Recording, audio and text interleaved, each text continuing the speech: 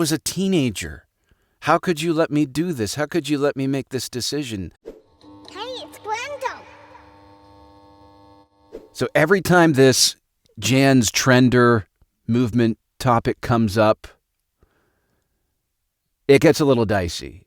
There's varying opinions from side to side, and depending on your background, but your moral perspective, we all have a different way, I think, of addressing this issue.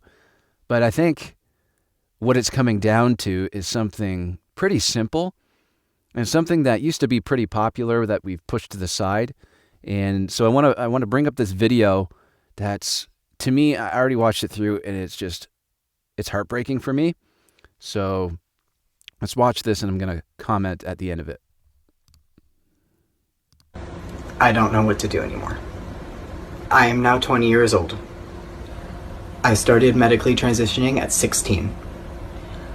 I got a double mastectomy before I was on hormones.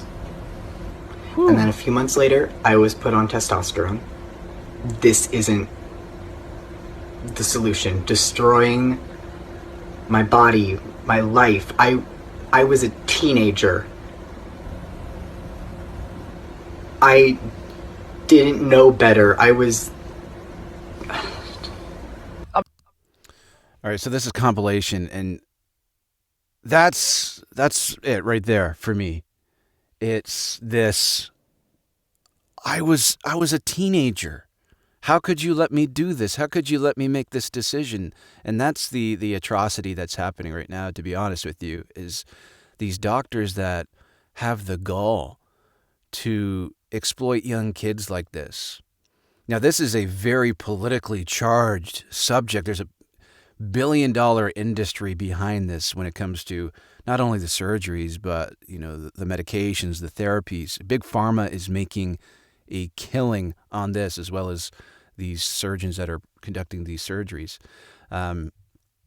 So they obviously have a horse in the race, so to speak here. But this part for me is just the most terrifying, the most sad. And I've had the honor of speaking to someone who, I don't think they surgically transitioned, but they're contemplating it. They're considering it. They spent their whole life, their whole life as a female. They had kids. They were married. They just discovered, they're not happy, and they were never happy within their own skin, and just they want to explore this new trend, and they think that happiness is at the end of this tunnel. And it was pretty cool, actually, because it started on a public forum online. We started talking, and she was pretty pointed with her words, and I was pretty respectful back to her and kind of giving her real, loving responses. And I think she caught on pretty quickly that I was somebody that wanted to talk, facts and figures and kind of leave emotions out of it, which I think was really helpful. I didn't think anything of it. That's kind of how I always act when someone's, being pretty pointed, and I just kind of, challenge their position with facts and stuff. And a couple days later, she messages me privately on Facebook, and she starts asking me my opinion. And now, back up a little bit, this conversation kind of went to a climax. She was pretty angry with me because of my position on not respecting people's pronouns. And, she wanted to know if I was requested to call someone by their pronouns, would I do it? And my simple answer was, I said, well, I believe that going along, pretending with you is actually going to hurt you later down the road. I said, and I don't have a problem with just not talking to you. You don't have to talk to me. I said, but I'd rather not do that because I feel like I am contributing to that damage that will be done to you later down the road. I don't want to be a part of that. And it was that, I believe, that she saw, okay, this guy actually cares a little bit. Well, I actually care a lot, but I think that opened the door for her to really realize that, okay, maybe this is more than a bigot, more than a transphobe that's just out there to score political points. And so we started talking privately, And she wanted to know my honest thoughts, and she detected, and I think she had figured out just with my ramblings online that I'm a Christian, and so she wanted my Christian perspective, and I gave it to her. And one of the things that I brought up, and I'll bring up right now, is that, and this is from the psalmist David in Psalm 139, verse 13 through 16. He says, "For you created my inmost being. You knit me together in my mother's womb. I praise you because I am fearfully and wonderfully made. Your works are wonderful. I know that full well.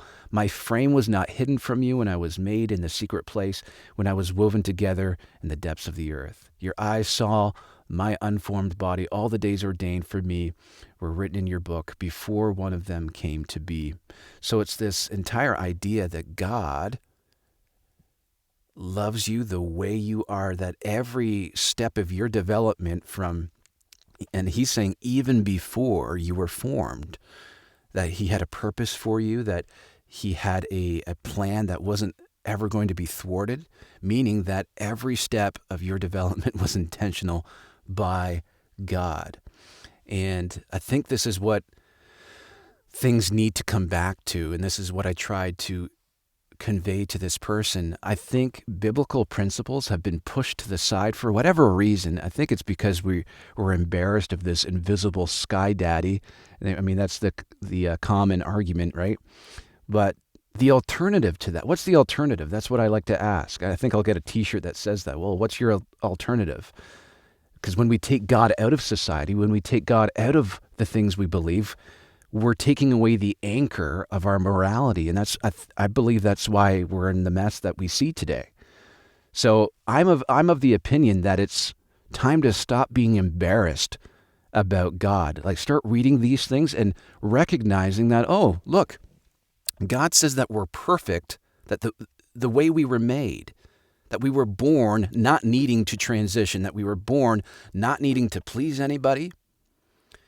And God goes further. I mean, when you read the scriptures, he teaches you the difference between joy and happiness. And this is what I shared with my new friend, I'll call her, is that I said, there's a difference between happiness and joy. I said, if you're constantly pursuing happiness all your life, happiness is a fleeing feeling that changes day to day. Like, I could eat something and feel differently within an hour. I said, your feelings are so all over. They're not anchored to anything. I said, joy is in the knowing that somebody loves you unconditionally, that personal being, which is God, is never changing, is constant, is consistent, and that it doesn't matter what happens in your life, whether you're bullied, whether you lose your job, whether your house burns down, that God will be faithful in making sure that your life works together for the good. That's what it says in Romans 8:28. It says, for those who are called according to his purpose, all things work together for good. And that's the good and the bad. And I talked about this on my last live stream. I said, we have no idea when we look at the bad things that happen in our life. We don't know what chain reaction unfolds from instance to instance. So that joy is just that having that trust and faith that things will be okay. And you're able to still smile in the storms of life. And that's a lot more lasting than happiness.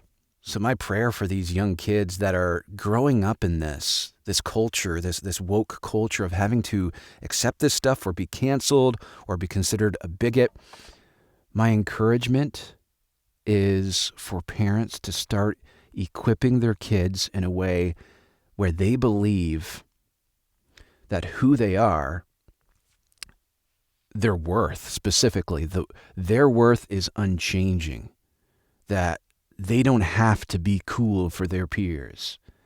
Now, one thing I'm thankful for, when I went through high school, I was homeschooled up until high school, but I went to high school.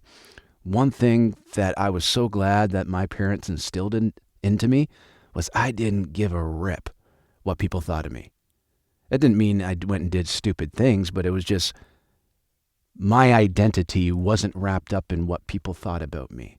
And that required them teaching me about self-confidence, being confident in who I was. And I think that's the role of the parents, to instill that confidence in their children. So that's my encouragement. And if you're a young person watching this, I just want to reiterate that you are a child of God and that you are perfect the way you are. Your feelings are fleeting. Just because you feel something right now, it doesn't mean those feelings will change. So I just encourage you, well, first of all, to pursue God, because God reveals things that are beyond our feelings. He's got this perspective that we don't see, this 10,000-foot view. He can see our life in ways down the road that we don't understand. So tune into that, believe that you are valuable, and start implementing these biblical principles that have held our society together so strongly for thousands of years. Now, I understand that there's been people that abuse the scriptures, that beat people over the head with this stuff. That's not what I'm recommending, but kind of like how people recommend recipes, like, oh, this recipe is actually really good, you should try it. That's what I'm doing. Like I'm saying, look, here's a framework. Here's a framework that works. I mean, here's a verse from Matthew 19, verse 3 through 6. This is some Pharisees that were trying to trap Jesus, and they came to him to test him. They asked, is it lawful for a man to divorce his wife for any and every reason? Okay, so they're talking about divorce. They wanted to know what Jesus thinks about people divorced, because the Torah, the Jewish law, said, they should be stoned. But Jesus replied, he said, haven't you read?